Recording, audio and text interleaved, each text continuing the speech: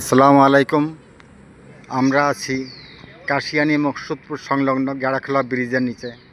দেখুন ব্রিজটা কত সুন্দর, ছোট্ট একটা ব্রিজ, কিন্তু নির্মাণ শৈলী দেখলে অনেকই অবাক হতে হয় যে আমাদের দেশের ইঞ্জিনিয়াররা কি সুন্দর করে আমাদের এই ব্রিজটা তৈরি করেছে।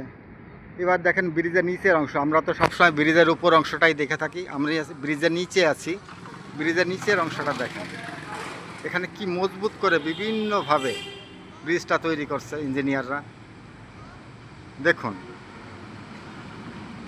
আমাদের মাথার উপর দিয়ে অসংখ্য গাড়ি চলাচল করছে। তো এটা দেখে এইদিকে পিলারগুলো দেখেন, অনেক সুন্দর।